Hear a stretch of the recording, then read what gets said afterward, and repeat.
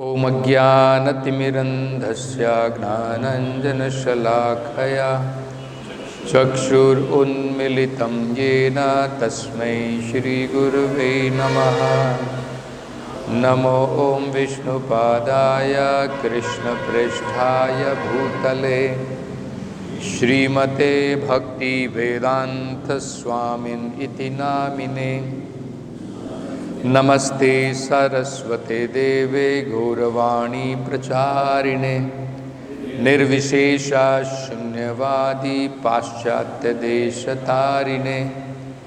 Jai Shri Krishna Chaitanya Prabhu Nityanand Shri Advaita Gadadhar श्रीवासदि Gaur भक्तवृंद।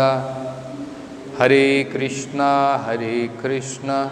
Krishna Krishna Hare Hare, Hare Ram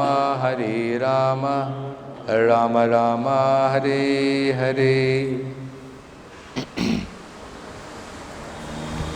So we are seeing here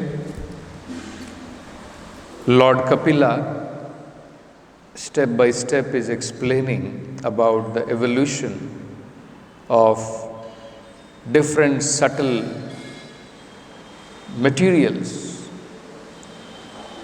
Just like according to Sankhya, the total 24 material elements.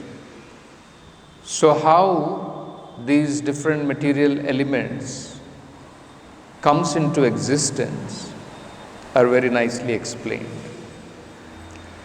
Now the difference between the dry Sankhya philosophy or the material scientists and the devotees who study Sankhya philosophy, like now we are studying in Bhagavatam, is that matter and the origin of matter both are very important.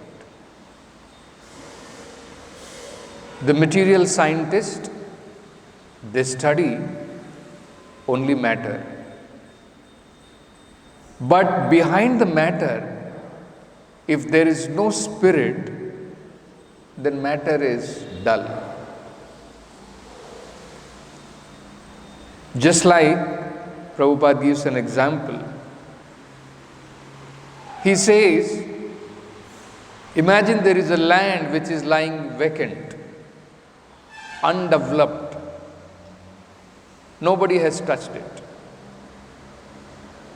When spirit comes in touch with it, the people come, they occupy that land, and then you can see the land completely changes.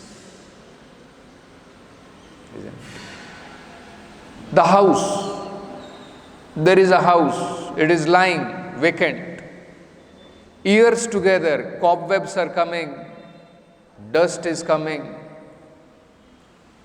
It becomes like a ghostly, haunted house. But when somebody occupies it, it completely changes. So that is the difference. What these material scientists and these dry philosophers of Sankhya, they do, is they give prominence to matter, but not understanding that behind matter there is spirit. If both are studied together, then it makes a difference. The matter and one behind the matter. So, in Vaishnava philosophy, we do not study matter separately. We study matter in connection with the Supreme Lord. That is the difference. And anything in connection with the Supreme Lord is spiritual. Let it be matter, let it be spirit, it does not matter. Similarly, any subject matter, be it history, be it politics, be it economic development, all of them become spiritualized when they are connected to the Supreme Lord. That is how we should understand Bhagavatam contains varieties of subject matters. We should not be bewildered. Why there is story of histories of so many different kings? Because it is connected to Krishna. Bhagavatam is not describing the histories of kings which are not in connection with the Supreme Lord. Similarly,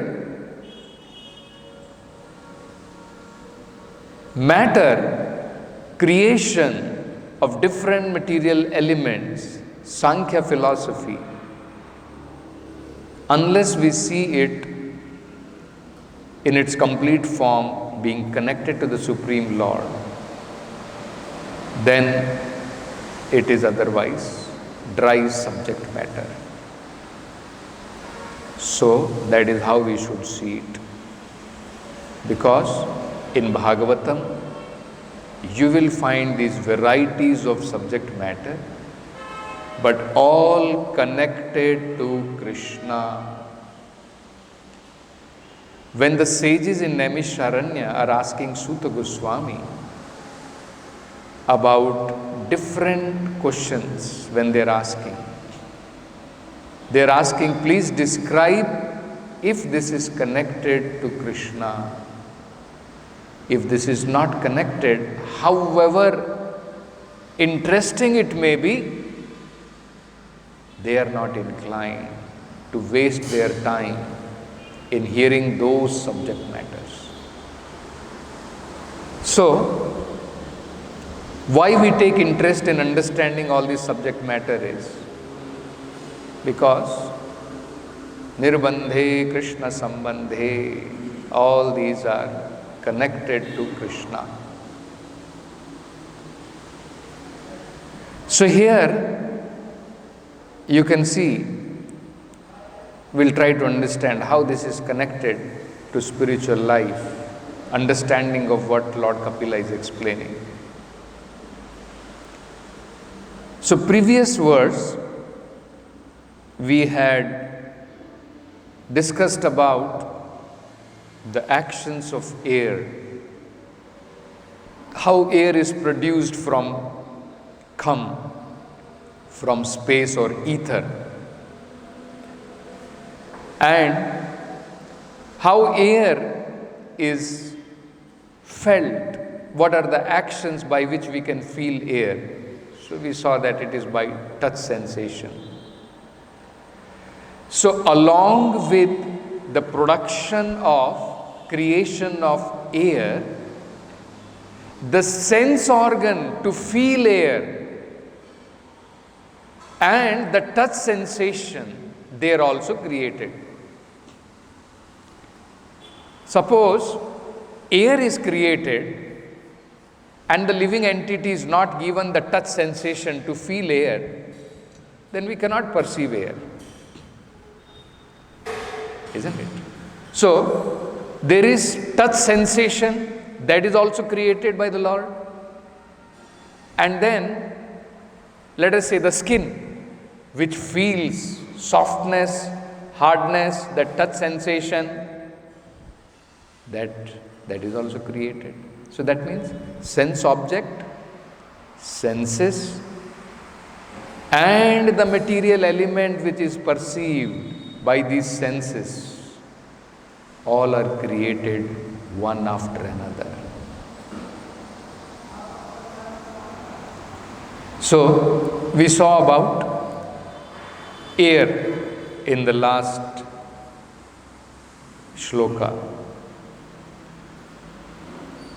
In this current shloka, it is explained how next form of fire is created.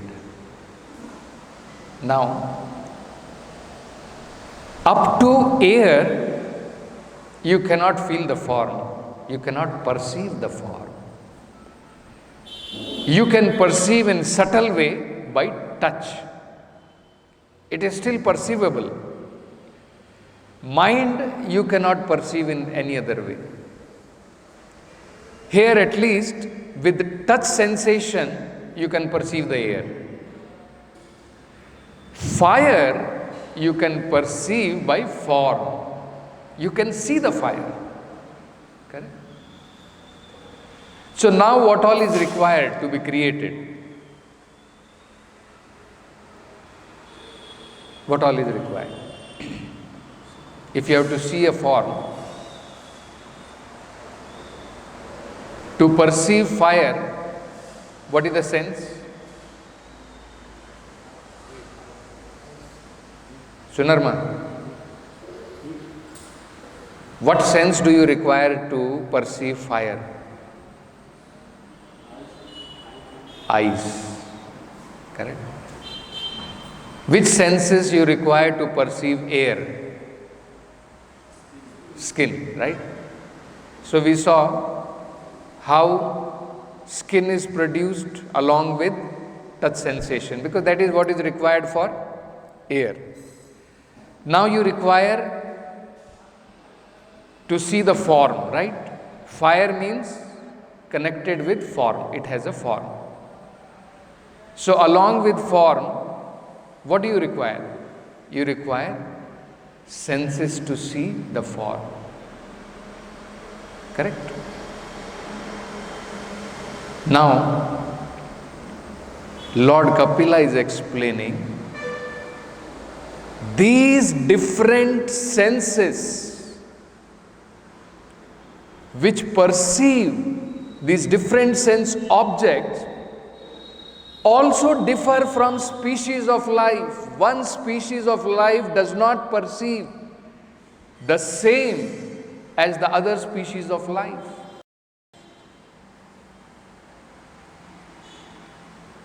Say for example, my tongue and the tongue of a pig has a different sensation. Correct? Tongue is tongue. But see the varieties in tongue. With one tongue, we find stool to be so distasteful. And with one tongue, they enjoy stool. With one touching sensation, you cannot think about lying down in dirt like a pig. But the pig is enjoying that touch sensation of dirty kennel. It is lying down. Right? Now, this is being explained in today's words. How different forms are created differently. Forms now, okay. We have come to the point of forms. Fire has a form. All these bodies have a form. But all these bodies are created differently. How it is created differently? In today's verse, it is being explained. This is very important. Otherwise, it should have been same. Material elements are the same. Correct? Just try to understand this. Material elements are the same, but how they mix with each other, in what proportion they mix with each other, and who controls that mixing, and why that much mixing is required, all this will determine which form you are going to get in the next life. See, how form is created is very nicely described by Lord Kapila. Now let us say we are living a certain life. Now next form has to be determined. Which form, which kind of tongue you are going to have, which kind of touch sensation you are going to have, all that is required to be determined by higher authorities, correct? So now you see how Lord Kapila is explaining. It's very interesting. By interaction of the air and sensations of touch, one receives different forms according to destiny. Now, there is some material concept and some concept which is in our control. Certain things are not in our control. What is not in our control? Interaction of air, sensation of touch, but according to destiny. Destiny is in our hand. We can create our destiny. Because destiny is defined by the activities we do. We can change our activities. Just like all of us have chosen to change our destiny. Because we have chosen to change our activities. So, let us say for example,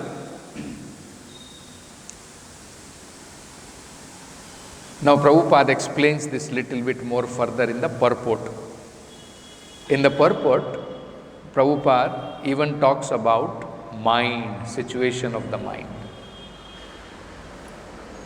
Because what makes our destiny? Here, the common word which is used is destiny. What makes our destiny is our mental situation. Different activities we carry out with our mind and senses makes our future destiny. So what is in our control? Interaction of air is not in our control. Sensation of touch is not in our control. But yes, mental situation, that we can decide. What kind of mental situation we are forming, which will eventually result in giving the living entity a new form. Say for example, we have created a mental situation because of our desires that we want to eat meat, flesh. So what happens? Now the mentality will gradually take me to that kind of form where it is easily possible for me to eat flesh. So, karmana deivanetrena, you do karma, activities we do, judging is done by devanetrena. Our activities are judged by superior arrangements, and then according to the superior arrangement, you are given the next body. That kind of touching sensation will be given to you. Some interaction of airs will happen, some mixing will happen, and then that kind of body is given to you. Next. This is how Lord Kapila is explaining one gets forms. I'll just read very briefly. Prabhupada says, because of destiny, touch sensation, interaction of air and situation of mind, which is produced of ethereal element, one receives a body according to his previous activities. So, body is received because of what situation we have in our mind.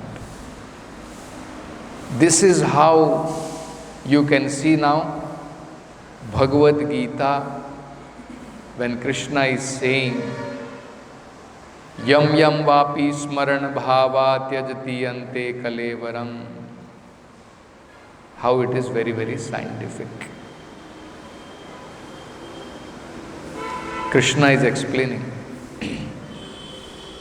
Now, why it is important to be Krishna conscious right from our beginning, or at least right from the moment we understand the importance of Krishna consciousness. Because suddenly it is not possible to create a mental situation. Suddenly it is not possible. At the point of death, suddenly it is not possible that we can think of Krishna. Thinking of Krishna involves lot of activities. It involves our sight. What we see gives input to our mind. You cannot think, let me watch movie and I will think of Krishna at the same time. Isn't it? So, senses have to be involved, mind has to be involved, intelligence has to be involved, and that is how Krishna consciousness works, and it is different from all other processes of yoga. The difference is, in Krishna consciousness, everything, the senses, the mind, the intelligence, everything is focused on Krishna. Our different anarthas, our different diverse desires, even they are channelized towards Krishna. So that is how it is possible. The great acharyas have worked out methods by which one will remember Krishna and never forget Krishna. If you see, the most important guideline given by Srila Rupa Goswami is always remember Krishna, never forget Krishna. So, the acharyas have given different aspects in our sadhana, in our services, which inspires us to remember Krishna and never forget Krishna. Just like, say, for example, the association of devotees. In association of devotees, it is very easy to remember the Lord. You can test this. When you are surrounded with karmis, it is very difficult to remember the Lord. Our mind becomes influenced by association. It is just like, even in business, if you want to increase your business, there are so many different business associations to help you increase your business. Similarly, Krishna consciousness can be appreciated in association of devotees.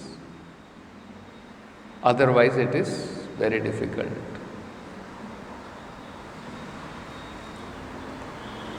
So, this very important aspect of spiritual life,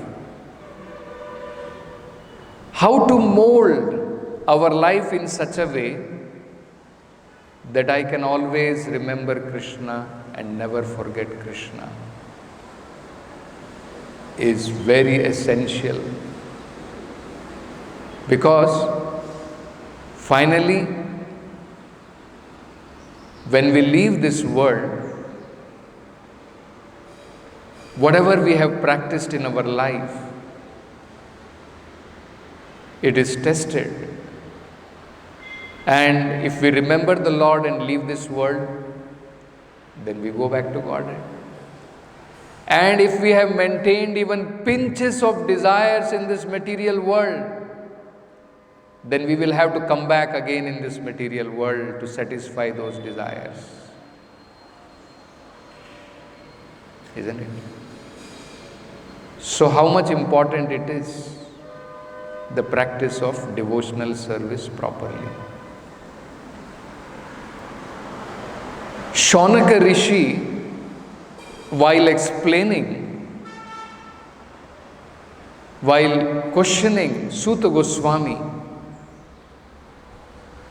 they were hearing Krishna Katha in Naimisharanya.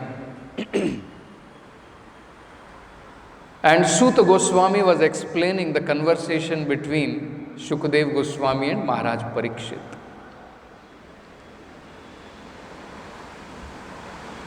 Shukdev Goswami encouraged Maharaj Parikshit because Maharaj Parikshit was thinking how to achieve perfection of my life within 7 days. And all the sages there who had assembled, they were also perplexed.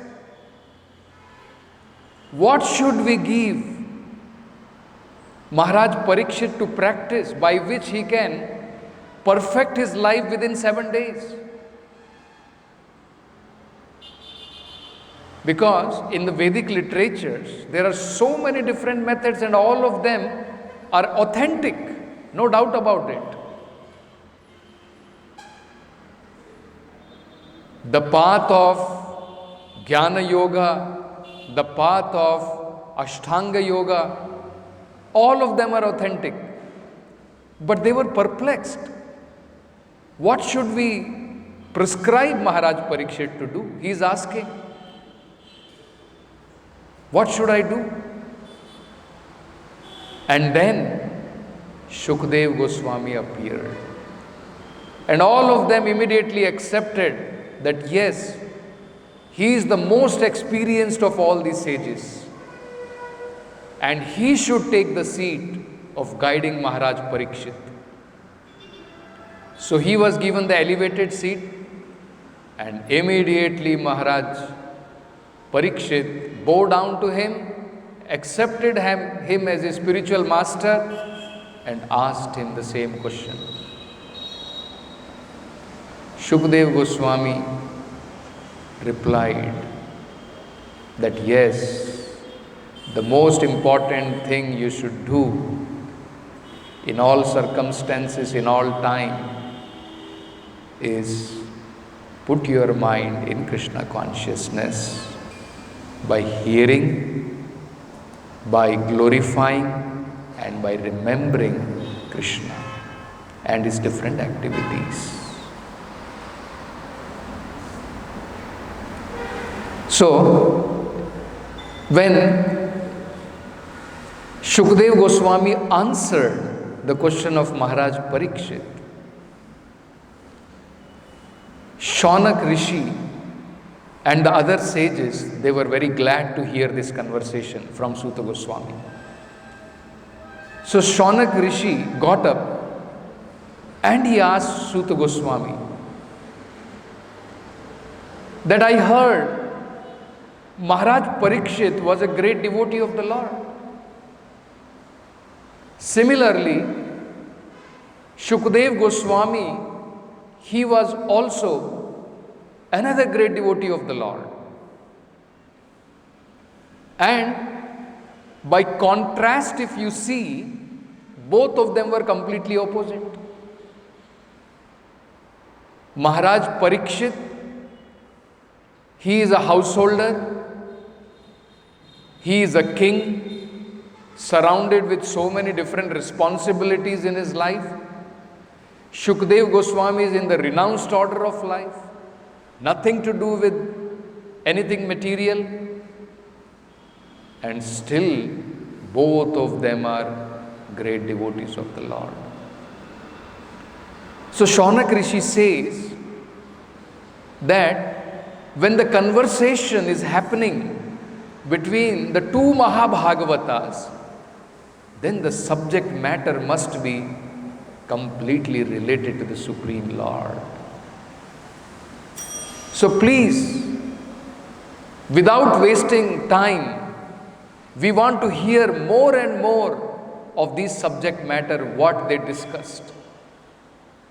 Because the subject matter discussed between these two Mahabhagavatas is the prime subject matter for all humanity to hear. Such an important subject matter they would have discussed. So don't think what is described in Bhagavatam, whether it is about creation, it is all prime subject matter to hear. You see. Then Shaunak Rishi further says, he says, Maharaj Parikshit's life was glorious. Even though he was cursed to die within 7 days, he had a short life, but it was glorious. And then he says a very interesting verse. He says, Ayur harati vai pumsam. That is, the duration of life, Udaya asta asau. As the sun rises and the sun sets, it takes away the life of every human being, particularly every living entities actually. Pumsam means specifically referring to human life, because in human life, our duration of life is important. Our time is important. It is very valuable. In all other life, even if they are living a very long life, what does it matter? Even though Parikshit Maharaj lived for 7 days, but because he lived 7 days fully in Krishna consciousness, that is more important than 1,000 years of life. Prabhupada says in Calcutta in Botanical Garden, there is a tree 1,000 years old. So is its life more important or Maharaj Parikshit's life more important? Isn't it? So, every rising of the sun, every setting of the sun is actually taking away our life. But Shaunak Rishi says, except for those, rite means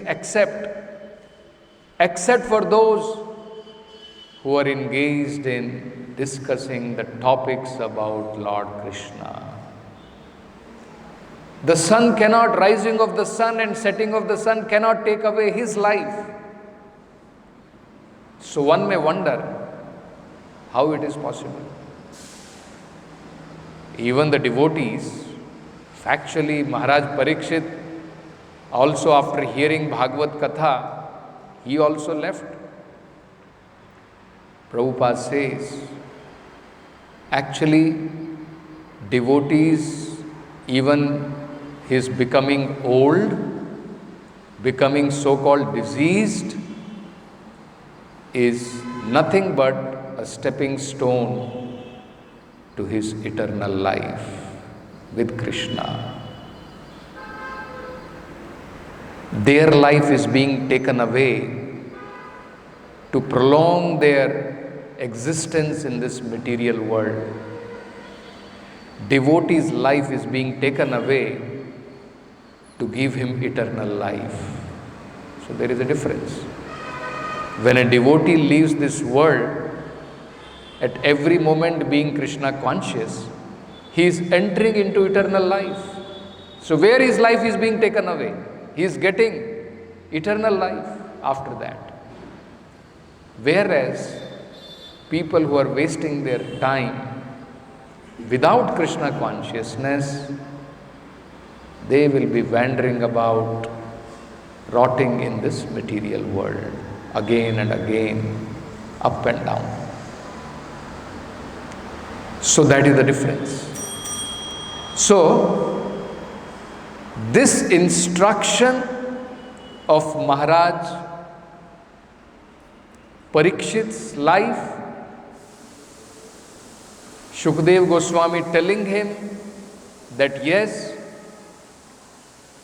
and Shukdev Goswami, after telling him first that yes, the most important thing is to glorify, hear about and remember Krishna's activities. Then he explains varieties of other margas. He explains about dhyana. He explains about meditating on Virata form of the Lord. All those things. So one may wonder why, instead of directly telling about devotional service, why Shukdev Goswami is explaining all those different paths. Very important. To conclude, he explains about meditating on Virat form. He explains about meditating on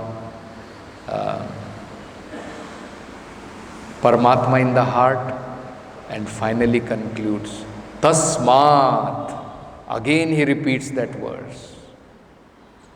Therefore, Parikshit, one should hear about, glorify and remember the Supreme Personality of Godhead, so that we are convinced that yes, this will not do, this will not do, only this will do. Isn't it? Just like in the Vedic literature there is a word, Harer Naam, Harer Naam, Harer Naam eva keval, right? It's not only one time it is said, just to stress the importance. Yes, only the holy name, only the holy name, only the holy name. No other way, no other way, no other way. So to stress the importance, this is required. So Shukdev Goswami took up to explaining about meditating on the Virat form, what one should do, how one should meditate on Paramatma in the heart, all that. Finally to conclude what one should do. Just like in Bhagavad Gita, Krishna described Dhyana Yoga, Krishna described Karma Yoga. But in the end of all these yogas, Krishna is saying, just like when Dhyana Yoga Krishna is saying, in the end Krishna is saying, who is the greatest yogi? Yogi nam api sarvesham madagata antaratmana shraddhavan bhajate yomam. When Krishna is describing Jnana Yoga, Krishna is saying, Bahunam janmanam ante jnanavan mam prapadyate Vasudevam sarvamiti samahatma sudurlabha. In order to make us understand, don't waste your time running about for jnana, about dhyana. Finally, one who takes to Krishna consciousness is the greatest. Isn't it? So, this is very important, what is being described, that it is our destiny, it is the situation of our mind which will decide our next form. So, it depends on us how we create that situation of our mind by practicing Krishna consciousness properly. And if we simply follow the instructions of our spiritual master, the way he has given, there is no doubt about it, that we will be able to remember Krishna and leave this world to enter into the glorious pastimes of the Lord. So we'll stop with this. Grantra Srimad Bhagavatam ki jai. Jagat Guru Srila Prabhupada ki jai.